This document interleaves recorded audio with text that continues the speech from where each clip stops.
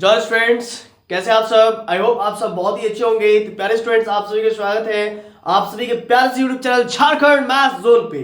तो प्यारे बच्चों, आप सभी को पता ही होगा कि मैट्रिसेस का ये लेक्चर नंबर 8 होने वाला है और ये माइनर पेपर मैथमेटिक्स का चल रहा है, जिसमें सेमेस्टर 1 के बच्चों के लिए जो है कि वीडियो सीरीज डेडिकेटेड है, उन लोगों के लिए चल रहा है। ठीक है ना, सेमेस्टर 1 जिनका है मैथमेटिक्स माइनर, तो उन लोगों के लिए चल रहा है। और इससे पहले करीब हम लोग जो है कि 7 लेक्चर्स अपलोड कर चुका है वीडियो यूट्यूब पे। अगर आप 1 to 7 लेक्चर्स को अभी तक नहीं देखे हैं तो डिस्क्रिप्शन में पड़े लिंक है, उसको टैप कीजिए और पहले लेक्चर 1 to लेक्चर 7 देख आइए, तो आपको आज का लेक्चर बहुत अच्छे से समझ में आएगा। अच्छा, कुछ ऐसे भी बच्चे हैं जो लेक्चर 1 to लेक्चर 6 तक तो देखे हैं, लेकिन किसी भी कारणवश लेक्चर नंबर 7 उनका छूट गया है और कहीं भी उनको लिंक वगैरह नहीं मिल रहा है और कहीं भी वीडियो उनको नहीं मिल रहा लेक्चर नंबर 7 का।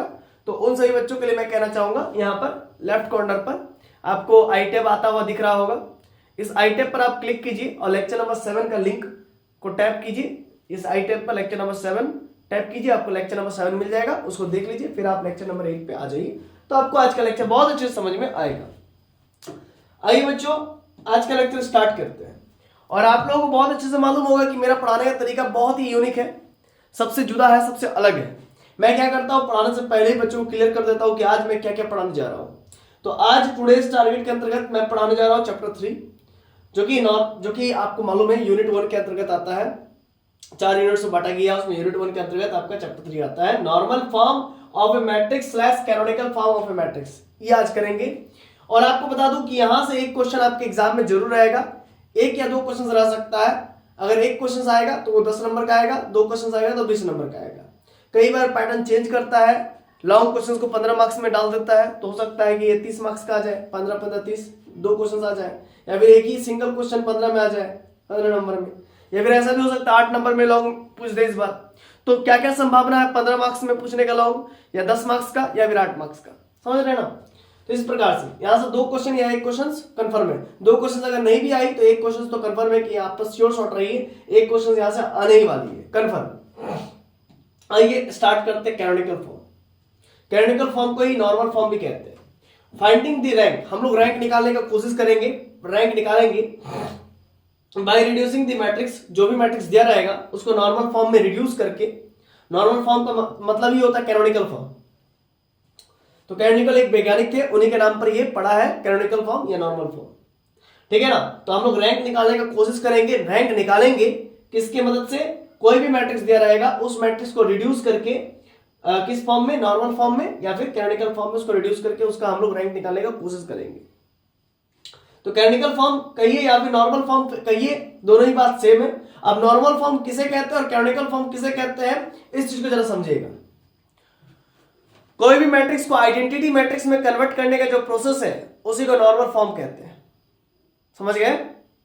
कोई भी आइडेंटिटी मैट्रिक्स का फॉर्म है, उसी आइडेंटिटी मैट्रिक्स के फॉर्म को आइडेंटिटी मैट्रिक्स कहिए या फिर यूनिट मैट्रिक्स कहिए, जो कि आपने क्लास 12 में पढ़ा था। तो इसी फॉर्म को, आइडेंटिटी मैट्रिक्स के जो फॉर्म है या फिर जो यूनिट मैट्रिक्स का फॉर्म है, उसी को हम लोग क्या कहते हैं, कैनोनिकल फॉर्म या फिर नॉर्मल फॉर्म। जैसे मान लीजिए कोई भी आपको a बराबर कोई मैट्रिक्स दिया रहेगा, a11 a12 a13 a21 a22 a23 a31 a32 a33। तो इसमें जो जो जहां जहां बॉक्स बना हुआ है, स्क्वायर टाइप में जहां जहां बॉक्स बना हुआ है, मैं आपको मार्किंग करके समझा देता हूं। ये वाला बॉक्स a11 a22 जो डायगोनल एलिमेंट्स है उनको क्या करना है, 1 करना है। और बाकी जो नॉन डायगोनल है, like this these are called non diagonal elements. इन सभी को क्या करना है, 0 बनाना है, और जो डायगोनल में है उसको क्या बनाना है, 1 बनाना है, ठीक है। तब ये क्या कहलाएगा, आपका आइडेंटिटी मैट्रिक्स कहलाएगा। और इसी आइडेंटिटी मैट्रिक्स को ही हम लोग कैनोनिकल फॉर्म कहते हैं या फिर नॉर्मल फॉर्म कहते हैं। और इसके बाद हम लोग बता पाएंगे कि मैट्रिक्स का रैंक कितना है, ठीक है ना, ये बता पाएंगे। स्टेप 1 में आपको करना क्या है, टू मेक डायगोनल एलिमेंट्स 1, जो डायगोनल एलिमेंट्स है उसको 1 करना है। स्टेप 2 में क्या है, to make non diagonal elements 0, non diagonal element जो नॉन डायगोनल होगा उसको 0 करना है, ठीक है। नोट 3, और एक बात, जो येलो पेन से दिख रहा है वो डायगोनल एलिमेंट्स कहते हैं इनको। Note in canonical form we make identity, यहां पर आइडेंटिटी होगा, तो क्या मैंने बोला, in canonical form we make identity matrix. Canonical form में हम लोग किसी मैट्रिक्स को किस में कन्वर्ट करते हैं, आइडेंटिटी मैट्रिक्स में कन्वर्ट करते हैं।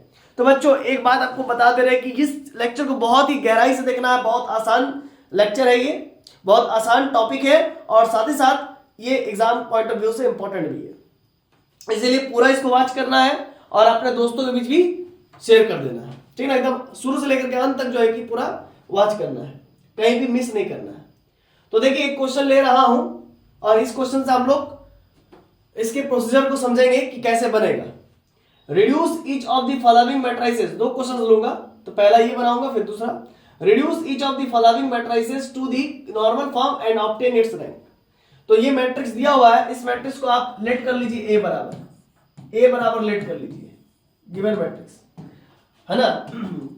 इस मैट्रिक्स को हम लोग ए बराबर लेट कर लिए, ए बराबर मेरा 0 1 2 3 0 0 1 1 1 1 0 0 0 0।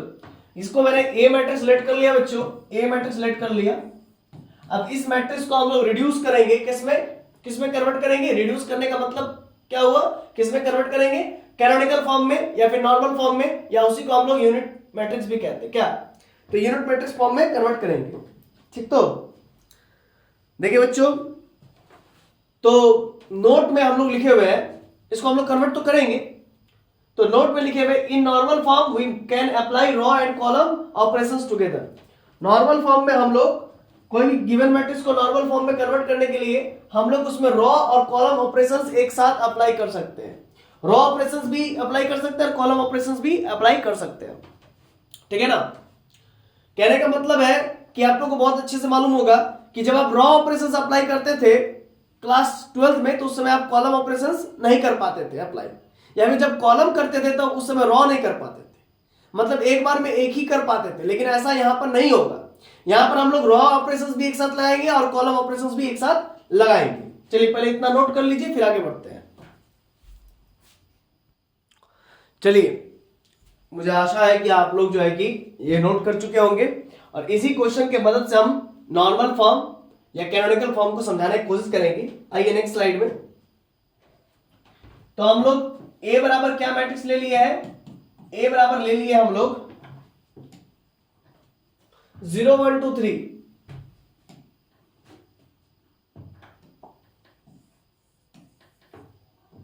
आप लोग लिखिए 0 1 2 3, ठीक है। फिर जरा देखिए क्या है, 0 1 2 3 0 0 1 -1 0 0 1 -1। फिर क्या है जरा देखिए 0 0 0 0 4 बार 0 0 0 0। अब इसको आइडेंटिटी मैट्रिक्स बनाना है तो हम क्या करेंगे, कॉलम 1 को कॉलम 2 में ट्रांसफॉर्म करेंगे, तो हम लोग को मिलेगा A इज इक्विवेलेंट टू, ये इक्विवेलेंट का सिंबल है या इक्विवेलेंस का सिंबल है, तो कॉलम 1 को कॉलम 2 में कन्वर्ट करेंगे तो 1 0 0 हो जाएगा और इधर 0 0 0 हो जाएगा, ठीक है। और फिर ये 2 1 0 एज इट इज, 3 -1 और 0 एज इट इज, ठीक है। ये कॉलम 1 में हम क्या किए, 1 0 0 कर दिए और कॉलम 2 में 0 0 0 कर दिए, मतलब हमने इस कॉलम को इसमें ट्रांसफॉर्म कर दिया और इस कॉलम को इसमें चेंज कर दिया, ट्रांसफॉर्म कर दिया। ऐसा क्यों किए, क्योंकि आपको मालूम है आइडेंटिटी मैट्रिक्स बनाना है जिसको हम लोग नॉर्मल फॉर्म कह रहे हैं, वो इस प्रकार से होता है, वो इस प्रकार से होता है, वो इस प्रकार से होता है। मतलब हमको डायगोनल एलिमेंट्स को क्या करना है, नॉन जीरो करना, मतलब हमको डायगोनल एलिमेंट्स को क्या करना है बच्चों, नॉन जीरो करना है। हमको डायगोनल जो डायगोनल एलिमेंट्स को करना है उसको नॉन जीरो करना है, डायगोनल एलिमेंट्स को नॉन जीरो करना है, यानी कि 1 करना है, आइडेंटिटी 1 बनाना है, और जो नॉन डायगोनल है उसी को तो जीरो करना है ना सिर्फ। आई होप मेरी बातें आपको समझ में आ रही होगी, ठीक है। अब देखिए, अब यहां से ये वाला जो जीरो कॉलम है, इस जीरो कॉलम को ट्रांसफॉर्म कर देंगे कॉलम 4 के साथ, ये कॉलम 1 है, कॉलम 2 है, कॉलम 3, कॉलम 4, तो हम क्या करेंगे कि कॉलम 2 को मेरा कॉलम 4 बना दो, कॉलम 2 को मेरा कॉलम 4 बना दो, तो मेरा क्या ट्रांसफॉर्म हो जाएगा, नया मैट्रिक्स जो आएगा वो आएगा 1 0 0, हम तो इसको कुछ छेड़खानी नहीं कर रहे हैं कॉलम 1 को, तो ये एज इट इज रहेगा। अब इस कॉलम 4 को हम किस में चेंज कर रहे हैं, कॉलम 2 में, तो ये हो जाएगा 3 -1 और 0। हम कॉलम 4 को कॉलम 2 में चेंज कर रहे हैं और कॉलम 3 को एज इट इज रहने देते हैं 2 1 0, और ये 0 और ये 0 और ये 0 इधर आ गया। ठीक है ना, क्लियर है कॉन्सेप्ट, बताइए क्लियर है ना। चलिए अब जरा समझिएगा, हम आगे क्या करेंगे, हम आगे ये करेंगे कि ये जो कॉलम, ये जो -1 है ना, इस -1 को प्लस करना पड़ेगा कि नहीं करना पड़ेगा। ठीक है, ये तो हुआ बात। या फिर आप ऐसा भी कर सकते हो कि ये कॉलम क्या है, ये वो कौन सा कॉलम है, कॉलम 3 कॉलम 2 में बदल दो, कॉलम 3 को कॉलम 2 में बदल दो बच्चों, तो ए बराबर क्या आ जाएगा, देखो मेरा कॉलम 1 तो एज इट इज रहेगा 1 0 0, और कॉलम 3 को, ये कॉलम 3 है C3 है ना, ये क्या है बच्चों C3 है कॉलम 3, और ये क्या है कॉलम 2, ये क्या है column 2।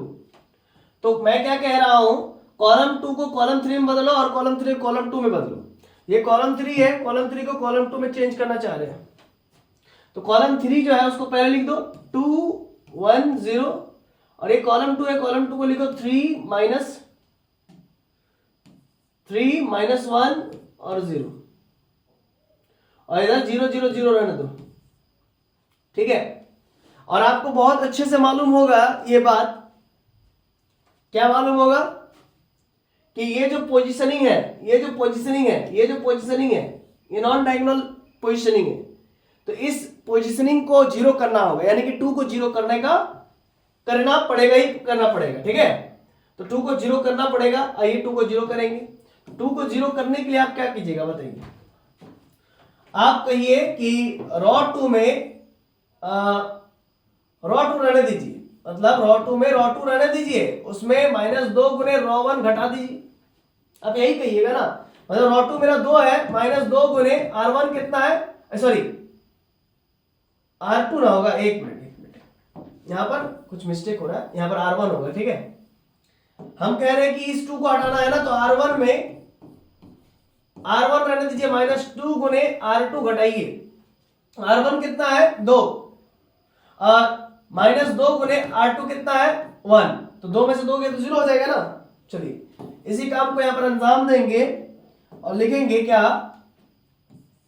A is equivalence to, तो 1 देखिए 1 -2 इंटू R2 कितना है 0, यानी कि 1 ही रहेगा, और 2 -2 इंटू R2 कितना है 1, 2 में से 2 गए तो 0, और ये 3 है, R1 3 है, -2 गुने R2 कितना है R2 -1, R2 कितना -1, तो 3 और प्लस 2 दूनी -2 -1 कितना हो जाएगा +2, यानी कि 3 2 5 हो जाएगा, यहाँ पर 5 हो जाएगा। फिर R1 कितना है 0, -2 गुने R2 कितना 0, यानी कि यहाँ पर भी 0 हो जाएगा। ठीक है, आई होप मेरी बातें आप लोगों को समझ में आ रही होंगी।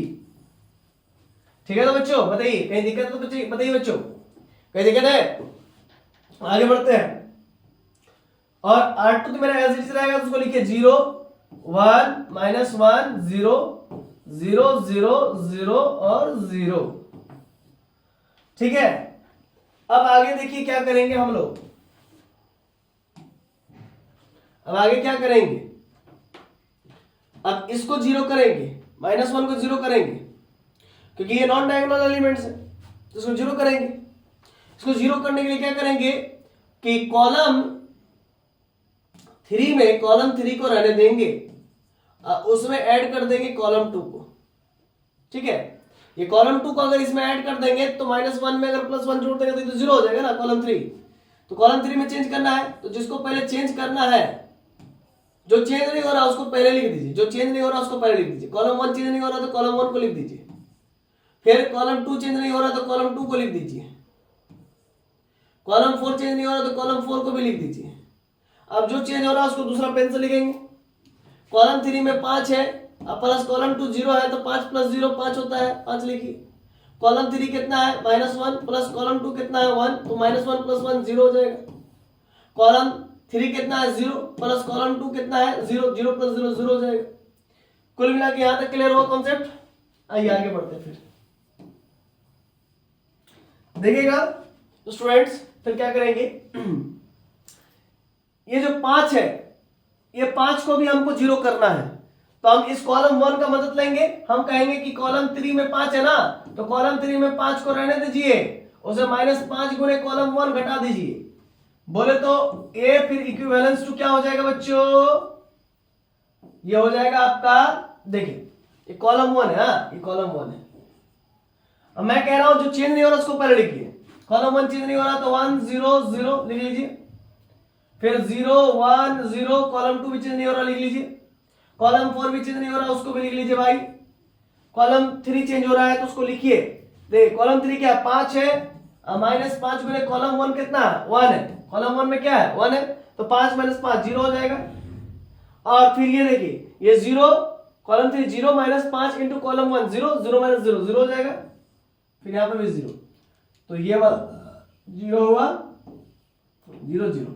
आई होप आप लोग क्लियर हो रही होगी बातें मेरी।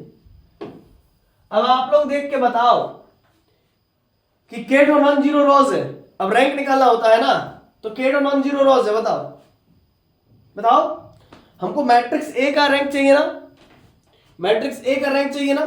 मैट्रिक्स ए किसके इक्विवेलेंट हो गया, इस मैट्रिक्स के, मैट्रिक्स ए नया मैट्रिक्स के इक्विवेलेंट हो गया इस मैट्रिक्स के, ये वाली मैट्रिक्स के इक्विवेलेंट हो गया, ये वाली मैट्रिक्स के इक्विवेलेंट हो गया ना, ये वाली मैट्रिक्स के इक्विवेलेंट हो गया। मतलब मैट्रिक्स ए मेरा इस वाली मैट्रिक्स के इक्विवेलेंट हो गया। अगर इस मैट्रिक्स का हमको रैंक मिल जाए तो हम लोग रैंक ऑफ ए भी कह पाएंगे, निकल जाएगा। मतलब इस वाली मैट्रिक्स का रैंक निकल जाएगा तो इस ए मैट्रिक्स का भी रैंक निकल जाएगा। अब आप लोग बताओ बच्चों कि हम लोग इसको नेक्स्ट स्लाइड में करेंगे। हाँ, ए बराबर हम लोग को क्या मिला 1 0 0 0 0 1 0 0 0 0 0 0, ठीक है, यही ना मिला है। जरा देखिए तो 1 0 0 0 0 1 0 0 0 0 0, ठीक है, कॉलम रॉ 3 कॉलम 4, ठीक है ठीक है। ऑब्वियस सी बात है ये कि स्क्वायर मैट्रिक्स तो है नहीं, लेकिन ए बराबर ये 2/2 का आइडेंटिटी मैट्रिक्स आया तो उसको लिखेंगे I2, और इसके इधर 0, इसके इधर 0 और इसके इधर 0, बस ये एक तरीका है लिखने का, समझ रहे ना। बहुत को ऐसे भी लिखते हैं I2 लिख करके 0 लिख देंगे उसके साथ, ऐसा भी लिखते हैं, तो ये भी कुछ गलत नहीं है। या फिर बहुत को ऐसा लिखते भी नहीं है, डायरेक्ट इसका रैंक ही लिख देंगे। इसमें देखेंगे नॉन जीरो रॉस कितने हैं, एक और एक, दो नॉन जीरो रॉस है तो लिखेंगे रैंक ऑफ ए बराबर, अच्छा यहाँ पर इक्वल टू नहीं होगा ना, यहाँ पर इक्वल टू कैसे होगा, ये तो इक्विवेलेंस मैट्रिक्स है ना, तो ए इज इक्विवेलेंस टू ये मैट्रिक्स आ चुका है, ए बराबर इक्विवेलेंस टू ये मैट्रिक्स आ चुका है। इस मैट्रिक्स को आप बी मान सकते हो। इस मैट्रिक्स का अगर आपको रैंक पता है तो आप ए का भी रैंक कह पाइएगा। तो इस मैट्रिक्स का रैंक देखने से पता चलता है कि 2 तो नॉन जीरो है। रैंक का मतलब होता है क्या है, ये आज समझ लीजिए। नॉन जीरो रॉस को देख के कहते हैं हम लोग रैंक। इसमें टोटल नॉन जीरो रॉस कितने हैं, ये पहला नॉन जीरो रॉस है और ये दूसरा नॉन जीरो रॉस है, तो कुल मिला के कितना नॉन जीरो रॉस हो गया 2, ये एक और एक 2 हुआ ना, तो टोटल कितने नॉन जीरो रॉस है, तो टोटल 2 नॉन जीरो रॉस है, तो इसके कितने रैंक हो जाएगा, इसका रैंक हो जाएगा 2, ठीक है ना। लेकिन स्टैंडर्ड जो तरीका है लिखने का वो कुछ इस प्रकार से है, a इक्वल्स टू देते हैं, ठीक ना। यहां पर 2/2 ऑर्डर का मैट्रिक्स बन रहा है नॉन जीरो रॉ वाला, ठीक है ना। क्लियर है कॉन्सेप्ट, इसको ऐसे दिखाएंगे नहीं, बस लिख देंगे I2 0, नीचे भी 0 फिर 0 और rank of A, therefore rank of A बराबर क्या हो जाएगा 2 हो जाएगा। 2 तो नॉन जीरो रॉस है इसीलिए इसका रैंक ऑफ ए का रैंक कितना हो जाएगा 2 हो जाएगा, बस खत्म। आप कहिएगा कि सर रैंक निकालने का आप तरीका कुछ अलग बताए थे, इससे पहले आप रैंक निकालने का तरीका कुछ अलग बताए थे, तो बाबू वो भी तरीका लगा लो। आप देखो 1001 एक माइनर मिल रहा है 1001, ठीक है, कितना बाई कितना ऑर्डर का माइनर है, कितना बाई कितना ऑर्डर का माइनर है, 2/2 ऑर्डर का माइनर है। तो 1 1 सा 1 -0 कितना आया 1, मतलब 2/2 ऑर्डर के माइनर का डिटरमिनेंट नॉन जीरो आ रहा है, नॉन जीरो यानी कि 1 आ रहा है। इसी वजह से रैंक ऑफ ए कितना हो गया 2 हो गया। आप ऐसा भी कह सकते हो। लेकिन अगर आप लोग ये जो इससे पहले मैंने सिखाया था उस मेथड से चलते तो ये कितना भाई, ये स्क्वायर मैट्रिक्स तो है नहीं, ये तो रेक्टेंगुलर मैट्रिक्स है। तो ऐसे भी इसका डिटरमिनेंट आप निकाल नहीं सकते हो क्योंकि रेक्टेंगुलर मैट्रिक्स में डिटरमिनेंट एग्जिस्ट नहीं करता है। तो फिर इसका फिर निकालने में दिक्कत हो जाता है, आपको निकाल ही नहीं पाते उस मेथड से। इसलिए नॉर्मल फॉर्म या कैनोनिकल फॉर्म यहां पर इस्तेमाल कर रहे हैं। नॉर्मल फॉर्म या कैनोनिकल फॉर्म रेक्टेंगुलर मैट्रिक्स का भी क्या निकाल सकता है, रैंक निकाल सकता है, और स्क्वायर मैट्रिक्स का तो निकाल ही सकता है। और अगर आप सोचिए, आप कहेंगे कि सर ठीक है, ये जो मैट्रिक्स है रॉ कितने हैं इसके, 3, कॉलम कितने 4 है, तो इसका तो नहीं निकल सकता है रैंक। तो आप कहिए कि सर जो ये 0 रॉ है इसको हटा दीजिए, तब ये जो मैट्रिक्स है 3/3 का बन जाएगा। अब 3/3 का बन जाएगा तो आप फिर इसका डिटरमिनेंट निकाल के चेक कीजिए कि ये 0 आ रहा है कि नॉन जीरो आ रहा है, 3/3 ऑर्डर का माइनर। फिर अगर वो 0 आ जाए तो फिर आप इसमें 2/2 ऑर्डर का माइनर ढूंढिए, एटलीस्ट 1 जो कि नॉन जीरो आए। आप ये कहेंगे तो ये लेंथी प्रोसेस हो जाएगा, होगा कि नहीं होगा, जो कि हमने पिछले क्लास में सिखाया था ये प्रोसेस को। ठीक है ना, ये प्रोसेस को हम लास्ट क्लास में सिखाए हुए थे कि इस प्रकार से निकाल सकते हैं। बट आज उससे भी एडवांस टेक्नोलॉजी सिखा रहे हैं जिसको कैनोनिकल फॉर्म कहते हैं। कैनोनिकल फॉर्म में देख रहे हैं, सिर्फ सॉल्व करते जाइए, सॉल्व करते जाइए, आप आइडेंटिटी बनाते जाइए। आइडेंटिटी जैसे ही बन गया तो हम कह देंगे इसका रैंक, अब 2 नॉन जीरो आया तो यानी कि रैंक 2 है। सिंपल सी बात है, 3 नॉन जीरो आता तो रैंक 3 है। ठीक है ना, तो ये भी कुछ कुछ वैसे ही सिमिलर है। बट आप जरा सोच के देखिए बाबू, अगर आपके पास 5/5 ऑर्डर का मैट्रिक्स रहे, उसका कोई रैंक निकालने बोले तो आपको क्या करना पड़ेगा, 5/5 ऑर्डर का पहले डिटरमिनेंट निकालना पड़ेगा। और 5/5 ऑर्डर मैट्रिक्स का अगर आप डिटरमिनेंट निकालने जाओगे तो आपका जो है कि ऐसे ही नौदिया तेल जल जाएगा, मतलब आप बहुत परेशानी में फंस जाओगे। आप 5/5 ऑर्डर 3/3 ऑर्डर के मैट्रिक्स का डिटरमिनेंट निकालने जाने में ही दिक्कत हो जाता है, 3 बार करना पड़ता है। इसको छोड़ो, प्लस फिर माइनस फिर माइनस फिर प्लस माइनस प्लस, इस प्रकार से करना पड़ता है। तो उसी में एक हालत खराब होता है। तो 5/5 का निकालोगे, अगर वो 0 आ गया तब तो फिर सारा किया कराए पर पानी फिर जाएगा। फिर हमको 4/4 का निकालना पड़ेगा, उसके अंदर से माइनर, उसमें से आपका जो है कि बहुत सारा माइनर निकलेगा 4/4 का। अब उसमें चेक करना पड़ेगा हर एक का, एटलीस्ट 1 माइनर 4/4 का जो है कि नॉन जीरो होना चाहिए, वो चेक करेंगे। अगर वो सारा 0 आ जा रहा है, फिर एक का पानी फिर गया। फिर उसके बाद 3/3 का निकालेंगे उसी 5/5 मैट्रिक्स के अंतर्गत अंदर से, फिर उसमें भी सारा 0 आ जाए तब तो दिक्कत हो जाएगा। तो इसलिए उतना दिमाग नहीं लगाना है आप लोगों को, उतना नहीं दिमाग लगाना है। कैनोनिकल फॉर्म बोले तो कैनोनिकल फॉर्म से आपको बनाना है बस, और कैनोनिकल फॉर्म नहीं बोले तो वही पुराना वाला मेथड लगा देना है। लेकिन एक बात याद रखिएगा, अगर 5/5 का मैट्रिक्स है, अगर नहीं भी बोले कैनोनिकल फॉर्म तो कैनोनिकल फॉर्म ही लगाइएगा, नहीं तो बहुत परेशानी में फंसिएगा, है ना। एशेलॉन फॉर्म तो बोलेगा नहीं क्योंकि एशेलॉन फॉर्म सिलेबस में है नहीं। बट इसके बाद जो क्लास होने वाला है उसमें हम एशेलॉन फॉर्म पढ़ाएंगे। इसके बाद वाला जो क्लास होगा, आज लेक्चर नंबर 8 हो रहा है, लेक्चर नंबर 10 या शायद 11 में हम लोग आप लोगों को पढ़ाएंगे एशेलॉन फॉर्म भी। वो एग्जाम में नहीं आएगा लेकिन तो ही पढ़ाना पड़ेगा क्योंकि उससे रिलेटेड क्वेश्चंस कुछ रिलेट करता है आपके सिलेबस से, इसी वजह से। तो खैर अभी आपको हम क्या पढ़ा रहे हैं, कैनोनिकल फॉर्म जिसको नॉर्मल फॉर्म भी कहते हैं। और कैनोनिकल फॉर्म और नॉर्मल फॉर्म की मदद से हमने रैंक ऑफ ए का रैंक 2 निकाल के ले आया। ठीक है, आई होप आपको ये वाला क्वेश्चन क्लियर हो गया होगा। फिर चलिए आगे बढ़ते हैं। ये एक और क्वेश्चन आया हुआ है जो कि वीवीआई है, इसको बनाते हैं। सबसे पहले लेट करेंगे ए बराबर 2 3 और 0, फिर 1 6 और 0, फिर 4 2 और 1, फिर 7 1 और 5। लेट ए बराबर कर लिए। अब आपको इसको क्या बनाना, आइडेंटिटी मैट्रिक्स यानी कि नॉर्मल फॉर्म में कन्वर्ट करना है। तो आप क्या कीजिए कि कॉलम 1 को कॉलम 2 में कन्वर्ट कीजिए और कॉलम 2 को कॉलम 1 में। तो therefore A is equivalence to 1 6 0 and 2 3 0, और ये 4 2 1 7 1 और 5। मैंने क्या कहा बच्चों कि इस कॉलम 2 को कॉलम 1 में कन्वर्ट कीजिए, तो कॉलम 2 कॉलम 1 में कन्वर्ट हो गया, क्योंकि ये जो पोजीशनिंग होता है ना, ये जो पोजीशनिंग होता है इसमें 1 होना जरूरी है। सारे डायगोनल एलिमेंट्स क्या होने चाहिए, 1 होने जरूरी है, तो इसको 1 कर दिया, इसको ट्रांसफॉर्म करके बस, ठीक, कॉलम 1 को कॉलम 2 में कन्वर्ट कर दिया। अब आगे क्या करेंगे बच्चों, आगे हम लोग करेंगे 1 से नीचे वाले को 0 करेंगे, मतलब कॉलम 2 को 0 करेंगे, यानी कि सॉरी कॉलम 2 नहीं, रॉ 2 को, है ना।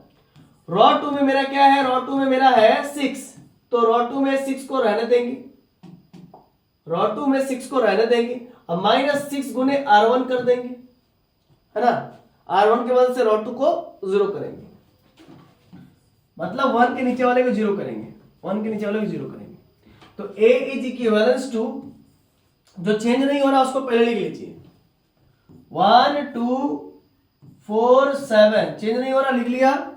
फिर जो चेंज हो रहा है आप उसको लिखेंगे। रॉ 2 में क्या है, 6 है, 6 माइनस 6 इंटू रॉ 1 में क्या है, 1 है, तो 6 में 6 गया तो 0।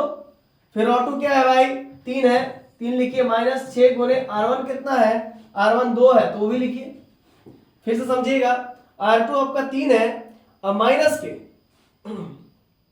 देखिए R2 आपका क्या है, 3 है, माइनस 6 गुने R1 कितना, 2 है, तो यहां पर लिखेंगे 3 माइनस 6 दूनी 12, कितना हो जाएगा, 12 में से 3 गया तो 2, 3 मतलब 5 4 9, माइनस के 9, ठीक है, तो यहां पर लिखेंगे माइनस के 9।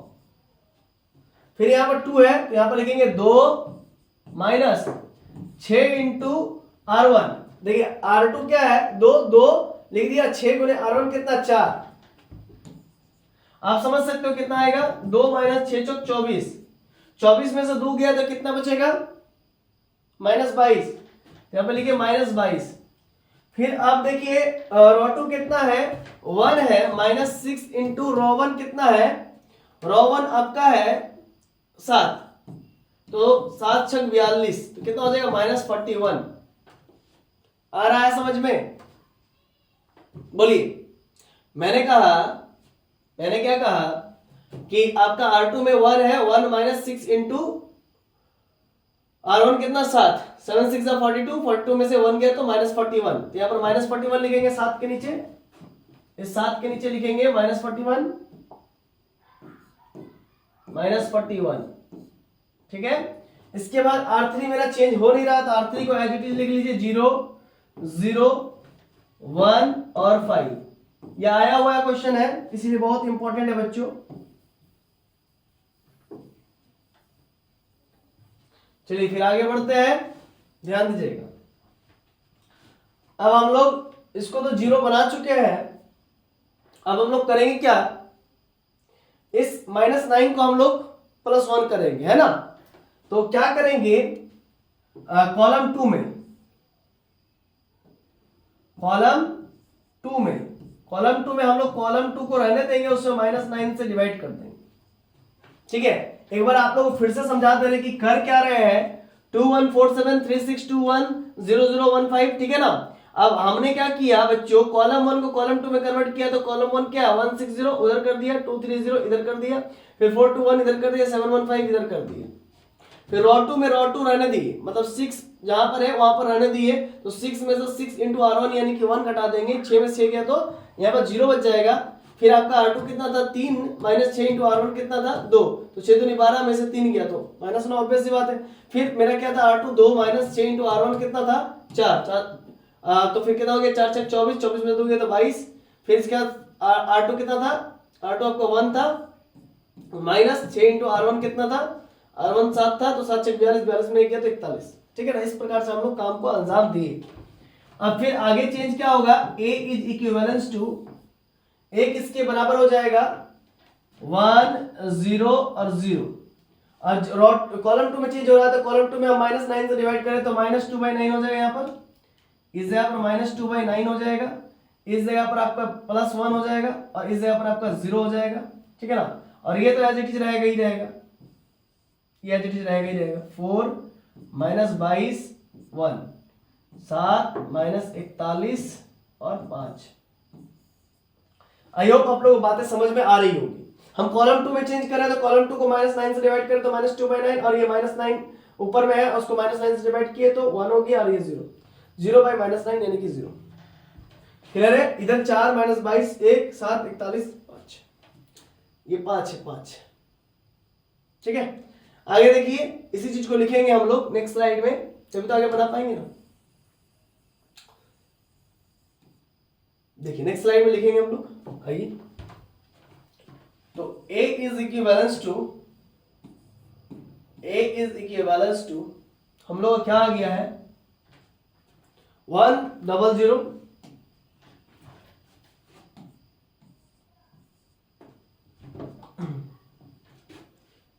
10 -2/9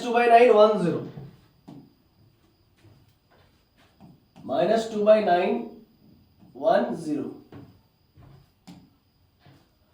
-2/9 10 4 -22 1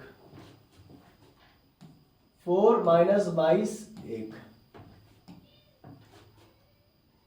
7 -41 5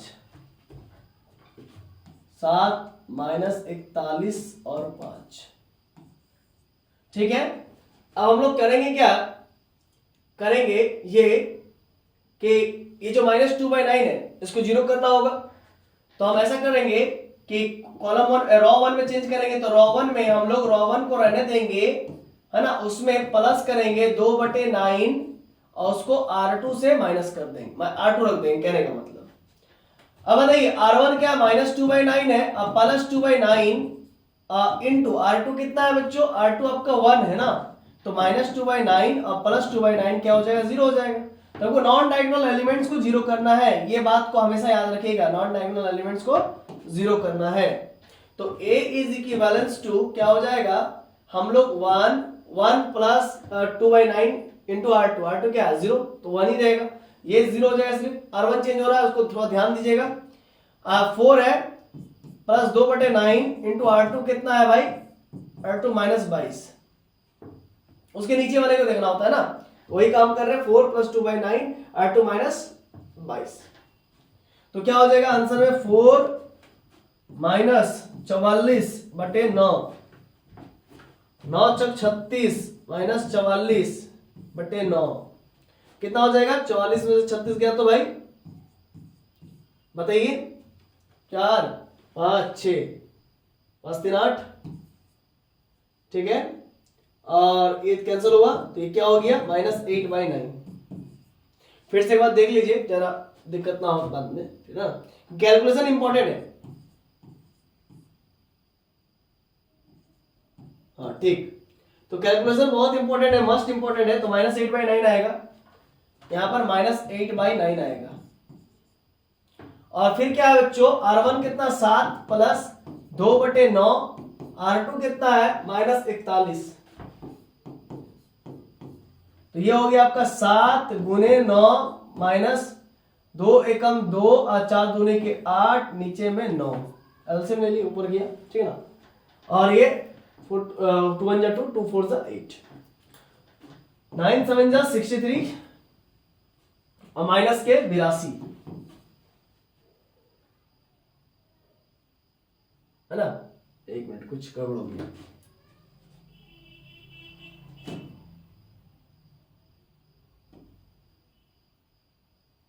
ठीक है। अब चलिए हम लोग कहां पर थे कि 763 और ये आपका 82/9, बाकी बात इरेज कर देता हूं ये सब।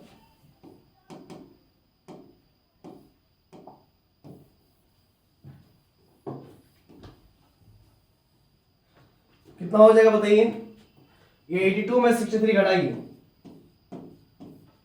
तो आप सिंपल कैलकुलेशन कीजिए, 2 और इधर 3 5 4 9, इधर आपका 7 हो गया, 7 में 6 गया तो 1 19, तो -19/9। मैं बहुत बार बार चेक कर लेता हूं, क्योंकि देखिए बाद में कैलकुलेशन के कारण मिस्टेक नहीं होना चाहिए। क्या 9 10 11 12 हाथ में 1 6 7 1 8 82, ठीक है। हम बार बार यही बात मेरा मानना है कि बहुत सारे बच्चे जो है कि ओवर स्मार्टनेस के चक्कर में जो मन तो लिख के आ जाते हैं। अरे वैसा नहीं भाई, आराम से करो, ठीक है ना। खाना भी तुम धीरे धीरे खाते हो, ठीक है ना, एक बार में पूरा नहीं खा लेते हो, तो आराम से फ्री माइंड होकर के कैलकुलेशन करना है। कौन क्या कह रहा है हमको दुनिया जहान से मतलब नहीं है, ठीक है ना, अपना मतलब खुद रखो, बस वही मैटर करता है। तो क्या हो जाएगा -19 हो रहा है ना, क्योंकि 82 में से 63 घटाएंगे, 63 घटाएंगे तो -19 होगा, तो -19/9 क्या हो गया, -19/9। बाकी इरेज कर दीजिए।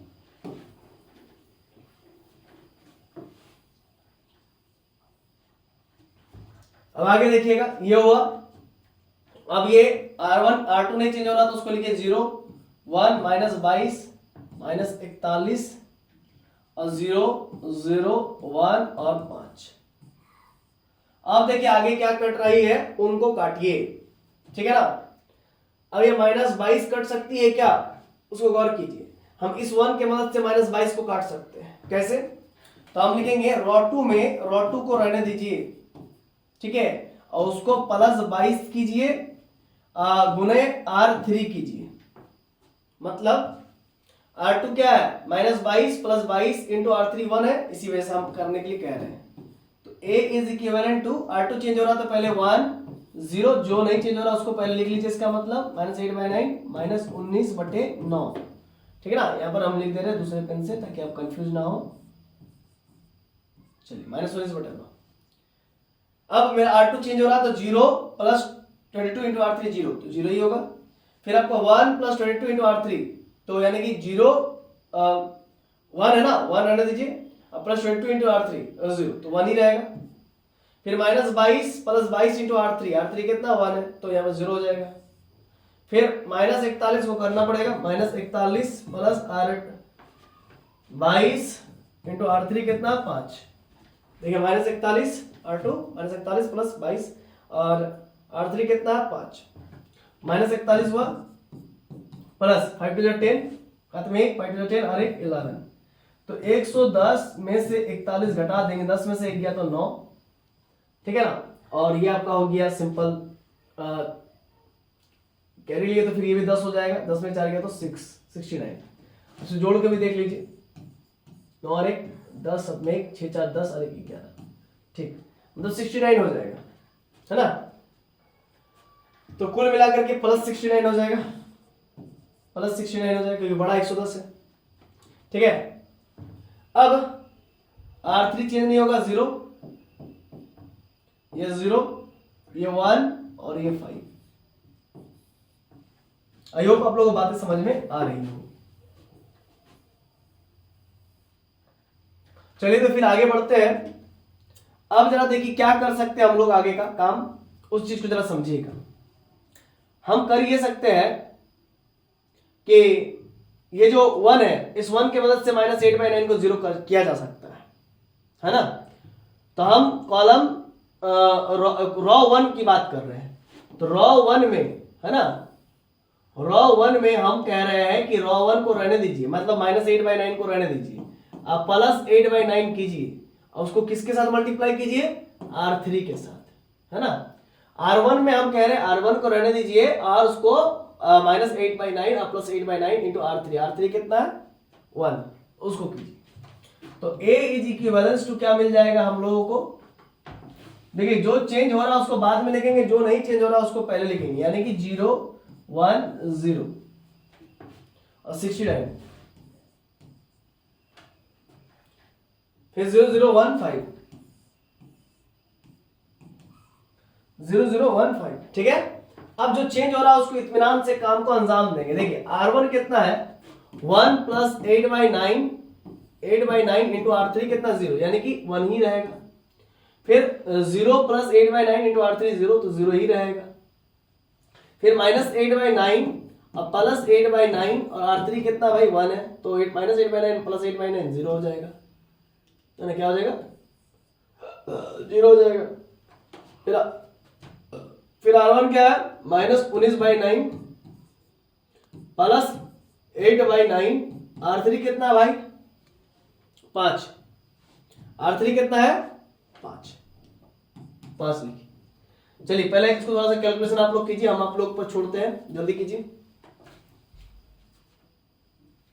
देखिए मैं कहना ये चाह रहा हूं, समझिएगा। R1 कितना है -19/9 + 8/9, R3 कितना है 5, तो -19/9 प्लस 8 × 5 = 40/9।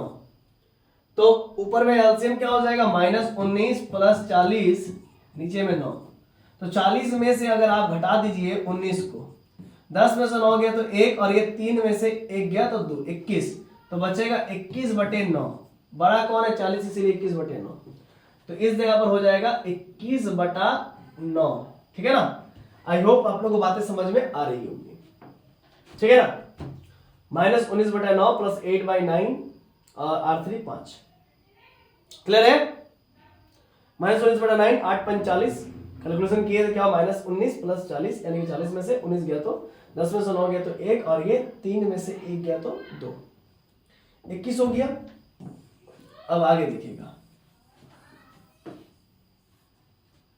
अब आगे क्या करेंगे बच्चों हम लोग, ध्यान दीजिएगा। अब आगे इस 21/9 को हम लोग 0 कर सकते हैं। कैसे जानते हो, हम लोग क्या कर सकते हैं कि कॉलम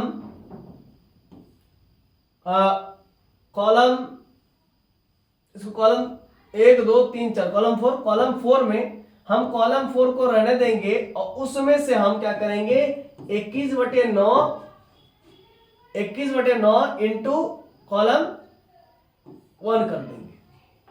ठीक है ना, मतलब 21/9 में से 21/9 इंटू कॉलम 1 करेंगे तो 0 ही ना होगा। तो therefore A is equivalent to, एक साथ भी हम लोग कर सकते हैं आगे का और भी काम। इस रॉ को पूरे को 0, इस कॉलम को पूरे को 0 कर सकते हैं एक बार में हम, लेकिन हम प्रोसेस बाय प्रोसेस चलेंगे, स्टेप बाय स्टेप चलेंगे तो बहुत बेनिफिट होगा आप लोगों को। तो जो नहीं चेंज हो रहा पहले उस कॉलम को लिख लेंगे। पेशेंस बहुत जरूरी है बच्चों। जिस बच्चे के पास पेशेंस नहीं है ना, वो कुछ नहीं कर पाएगा। वो कहेगा सर आप सब चीज इतना धीरे धीरे कर रहे हैं, तो हम बोलेंगे बाबू सुनो, 2 ही तो क्वेश्चंस बता रहे, बाकी बात तो होमवर्क है ना। अब देखेंगे तुम कितना स्पीड से करके देते हो कमेंट सेक्शन में आंसर। ठीक है, तो कॉलम 4 चेंज हो रहा है, तो जो कॉलम नहीं चेंज हो रहा है, कॉलम 1 कॉलम 2 कॉलम 3, उसको एज इट इज पहले लिख लीजिए। अब कॉलम 4 क्या है, 21/9 माइनस फिर 21/9, कॉलम 1 कितना 1, तो 21 - 21/9 मतलब 21/9 और 21/9 घटाएंगे तो क्या हो जाएगा, 0। ठीक है, कॉलम 4 क्या है, 69 माइनस 21/9, C1 कितना 0, तो 69 में से अगर 0 घटाएंगे तो 69 ही होगा। ठीक उसी प्रकार से 5 में भी वही थ्योरम लाएगा। ठीक है, अब आगे बढ़ते हैं हम। देखिए अब इस 69 को 0 करेंगे और इस 5 को भी 0 करेंगे, है ना। तो नेक्स्ट स्टेप में करेंगे, नेक्स्ट स्लाइड के अंतर्गत। लेकिन आप लिखेंगे, देखिए A इज इक्विवेलेंस टू 1 0 0 0 1 0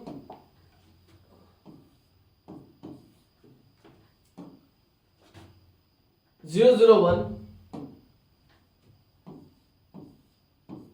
इधर 0 है, फिर 69 है और ये 5 है। एक बार क्रॉस चेक भी कर लेंगे, टेंशन मत लीजिए। 0 69 5 है, 0 0 1 और 0 1 0। ठीक, इतना क्लियर है। ये 0 है, ये भी 0 है, ये भी 0 है, ये 1 है। अब 69 को 0 करेंगे तो हम फिर वही काम करेंगे कि कहेंगे कि कॉलम 4 में कॉलम 4 69 को रहने दीजिए, -69 इंटू कॉलम 2 कीजिए। Therefore 1 0 0 0 1 0 0 0 1। अब ये चेंज हो रहा है तो 0 ही होगा। कॉलम 4 क्या है, 0 -69 इंटू C2 क्या है, 0, खत्म, 0 ही रहेगा। फिर कॉलम 4 क्या है भाई, 69 है, -69 इंटू C2 क्या है, 1 है, तो 1, 69 में 69 घटेगा तो 0। फिर ये आपका कॉलम 4 क्या है, 5 -69 इंटू C2 कितना है, कॉलम 2 0 है, तो 5 में 0 घटेगा तो 5 ही होगा। अब आगे, अब आगे देखिएगा, आगे क्या करेंगे। ठीक है, आगे हम ये करें कि 5 को अब 0 करना है, तो इस कॉलम 3 की मदद से करेंगे। तो कहेंगे कि कॉलम 4 में कॉलम 4 रहने दीजिए और जब 5 माइनस कॉलम 3 घटा दीजिए, सिंपल हो गया। तो A इज इक्विवेलेंस टू, जो नहीं चेंज हो रहा पहले उनको लिखिए, फिर 0 0 1।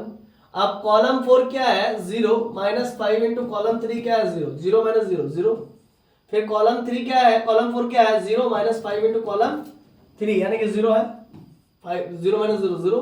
फिर कॉलम 4 क्या है 5 -5 इंटू कॉलम 3 क्या है 1, तो 0 5 में से 5 गया तो 0। अब आप बताइए कि क्या आप लोगों का हासिल हुआ। हमने बोला कि इसमें आप रो और कॉलम एक साथ ऑपरेशन लगा सकते हैं, इसीलिए लगा रहे। अब आप बताइए कि इस 1 को आप इस 1 के मदद से 0 कर पाएंगे, या फिर इस 1 को आप इस 1 के मदद से 0 कर पाएंगे, नहीं कर पाएंगे। तो यानी कि आपके पास अभी क्या आ गया, A इक्वल्स टू आपके पास आ गया I3 मैट्रिक्स और ये 0, ठीक है ना। तो देयरफॉर रैंक ऑफ ए कितना हो गया, रैंक ऑफ ए 3 हो गया, है ना। नन जीरो रॉस कितने हैं, नन जीरो रॉस का मतलब जिसमें जिस रॉ में कम से कम एक भी एलिमेंट नन जीरो हो, तो रॉ 1 में कम से कम एक एलिमेंट 1 तो नन जीरो है, बाकी जीरो रहे उससे मतलब नहीं, बाकी जीरो रहे उससे मतलब नहीं, एक तो कम से कम एटलीस्ट 1 नन जीरो होना चाहिए। बाकी रहता तो बहुत अच्छी बात था, लेकिन हमको इसको तो कैनोनिकल फॉर्म में कन्वर्ट करना था, जिसको हम लोग नॉर्मल फॉर्म भी कहते हैं। This is called canonical form and normal form. तो rank of A non zero rows कितने हैं भाई, नॉन जीरो रॉस 1 2 3 3 तो नॉन जीरो रॉस है, यानी कि रैंक कितना हो गया 3 हो गया। आई होप आप लोगों को बातें समझ में आ रही होंगी। अब आप लोगों को कुछ होमवर्क देंगे, प्रैक्टिस प्रॉब्लम्स देंगे, होमवर्क देंगे। Find the rank by reducing, same उसी प्रकार से बनाना है। Find the rank by reducing the matrix to the normal form, normal form या कैनोनिकल फॉर्म में आप इसको रिड्यूस कीजिए, फिर इसका रैंक बताइए, फिर इसका रैंक बताइए। दूसरा क्वेश्चन, ये सब आया हुआ क्वेश्चन है, बीवीआई है, प्रीवियस ईयर क्वेश्चन है, पीवाईक्यूज है। इसको अगर नहीं बनाइएगा तो आप बहुत पछताइएगा, फिर हमको नहीं कहिएगा कि सर, या अब देखिएगा हम मिलाएंगे आफ्टर एग्जाम, ये इंपॉर्टेंट क्वेश्चन हम आपके साथ मिलाएंगे। जो क्वेश्चन में आएगा ना आपके क्वेश्चन में, क्वेश्चन जो आप लिख के आइएगा, ठीक है ना, और उस क्वेश्चन से हम मिला करके दिखाएंगे कि हाँ भाई जो हम बताए हैं, जो हम पढ़ाए हैं वही आया है एग्जाम में, और वही आएगा, हम दावा के साथ बोल रहे हैं, है ना। मतलब इतना हम कह सकते हैं कि जो जो हम यहाँ पर पढ़ा रहे हैं ना, ये छप चुका है, ये क्वेश्चन छप चुका है आपके एग्जाम में। हम इतना श्योरिटी के साथ बता रहे हैं, इतना मेरे अंदर मेरे अपने आप, मुझे अपने आप पर विश्वास है, ठीक है ना। मैं आज से नहीं पढ़ा रहा हूं, है ना, इसलिए मुझे अपने अंदर पूरा विश्वास है कि हाँ भाई ये आएगा, ये आएगा, कंफर्म बता रही है आएगा। ऐसे ऐसे क्वेश्चन जो अभी वीवीआई दे रहे हैं, यहां से एक क्वेश्चन जरूर पकड़ाएगा, एकदम लिख के ले लो बाबू तुम लोग। कैनोनिकल फॉर्म या नॉर्मल फॉर्म से एक क्वेश्चन जरूर पकड़ाएगा, इस प्रकार का इसमें से कोई क्वेश्चन रहेगा, ठीक है, इसमें से कोई क्वेश्चन रहेगा। जो इंपॉर्टेंट क्वेश्चन यहाँ पर हमने लेकर आया हुआ हूं, ठीक है, इसी में से आएगा। अब फिर से एक बार नोट कर लीजिए, स्क्रीनशॉट ले लीजिए, या फिर डिस्क्रिप्शन में पढ़े। इसका अगर आपको पीडीएफ चाहिए तो इसका पीडीएफ भी आपको मिल जाएगा, डिस्क्रिप्शन में लिंक दिया रहेगा इसके पीडीएफ का, उसको भी आप डाउनलोड कर सकते हो। या फिर आप, है ना, ये देखिए, ये क्वेश्चन है 1 और 2 3 4 5 6, और ज्यादा दिक्कत होगा तो सबसे पहले बात, थैंक्स फॉर वॉचिंग आप सभी को बच्चों को।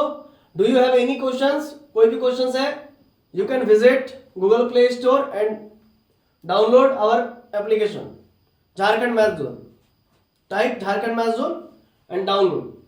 और ये व्हाट्सएप नंबर है, अब व्हाट्सएप पे भी कॉल करके अपना प्रॉब्लम को पूछ सकते हो, अपना हालचाल बता सकते हो, ठीक है, मेरा हालचाल पूछ सकते हो। इंस्टाग्राम पर भी हम लोग हैं, यहाँ पर भी आप हमें फॉलो कर सकते हो, ठीक है। हमारा फेसबुक भी है, फेसबुक पर भी फेसबुक पेज भी है, वहां पर भी आप जा सकते हैं झारखंड मैथ जोन के नाम से। और ज्यादा दिक्कत है इस सब में नहीं आप जाना चाहते हो तो सीधा आप कॉल भी कर सकते हो, दिस नंबर पर 9693967379 पर। अगर हम अवेलेबल रहेंगे तो जो भी प्रॉब्लम होगा आप हमसे शेयर कीजिए, हम बताएंगे। हम लोग का ब्रांच धनबाद झारखंड में है, ठीक है ना। आई होप आप लोगों को वीडियो पसंद आई होगी, और मैं आशा करता हूं कि आप लोग जो है कि बहुत इंजॉय कर रहे होंगे। और साथ ही साथ आप लोग वीडियो पे नए हैं, चैनल पे नए हैं, तो आप चैनल को सब्सक्राइब कर लीजिए, सबसे पहले बेल आइकन को हिट कर दीजिए, और हम लोग को मोटिवेट करने के लिए वीडियो को लाइक भी कर दीजिए और अपने दोस्तों के बीच शेयर कर दीजिए। कॉलेज ग्रुप में शेयर कर दीजिए इस वीडियो को, फ्रेंड सर्कल में इस वीडियो को शेयर कर दीजिए, क्योंकि आप लोगों के लिए, आप लोगों के एग्जाम के लिए हम पूरा का पूरा फ्री दे रहे हैं माइनर पेपर, सेमेस्टर 1 का पूरा माइनर पेपर मैथमेटिक्स वाला हम पूरा फ्री दे रहे हैं। तो आप लोग को का भी कर्तव्य बनता है कि सर को सपोर्ट किया जाए। सर का तबीयत खराब है, उसके बावजूद भी सर जो है कि लगे हुए हैं। ठीक है, गला का 12 बज गया है पढ़ा करके, उसके बावजूद भी सुबह को पढ़ा करके आए। ठीक है, 4-5 क्लास लिए, 5 क्लास लिए, उसके बाद फिर अभी दोपहर को भी पढ़ाए, फिर अभी पढ़ा रहे आप लोगों को रात को। आप समझ सकते हो कि कितना अब नींद भी लग रहा है, उसके बावजूद भी हम आप लोगों को पूरा फुल फोकस के साथ पढ़ाए। इतना तो आप लोगों को जिम्मेवारी बनता है कि मुझे भी आप लोगों का साथ चाहिए, आप लोगों का विश्वास चाहिए। ठीक है, देखिए एक हाथ से हम बार बार कहते ताली नहीं बजती है, दोनों हाथों को आपस में मिलाना पड़ता है। तो ठीक इसी प्रकार से टीचर और स्टूडेंट का रिलेशन बनाने का कोशिश कीजिए, स्टैब्लिश करने की कोशिश कीजिए, तभी हम सरवाइव कर पाएंगे, तभी आप लोगों के लिए हम वीडियोस बना पाएंगे। सिंपल सी बात है। चलिए अब ज्यादा आराम कहानी नहीं कहेंगे, वीडियो को यहीं पर अंत करेंगे। जो बच्चा समझदार होगा, मेरी बातों को, मेरी भावनाओं को समझता होगा, क्योंकि देखिए एक बात आप समझ लीजिए बच्चों, झारखंड मैथ्स ना भावनाओं से चलता है, भावनाएं है ना। ये जैसे छोड़िए हटाइए, वो सब छोड़िए हटाइए, भावनाएं हम बात पर कहते हैं कि भावनाओं से चलता है झारखंड मैथ्स जोन, पैसे से नहीं चलता है। ठीक है ना। हम वैसे स्टूडेंट्स को पढ़ाना चाहते हैं जो सही में पढ़ना चाहता है, जिसके पास पैसा नहीं है। ठीक है ना, जो बहुत ही प्रॉब्लम से गुजरा है एक जमाने में, मैं भी उस जमाने का एक एग्जाम्पल हूं। ठीक है ना, इसीलिए मैं ये चाहता हूं कि हर एक बच्चे को फायदा हो, हर एक बच्चे को बेनिफिट पहुंचे। तो बस यही बातों के साथ कि आप लोग हमारे साथ देंगे, अंत तक जुड़े रहेंगे, इसी आशा, कामना, विश्वास के साथ अलविदा लेते हैं और मिलते हैं नेक्स्ट वीडियो लेक्चर नंबर 9 में। तब तक के लिए दिल के गहराई से बहुत बहुत आभार, अभिनंदन, वंदन और धन्यवाद।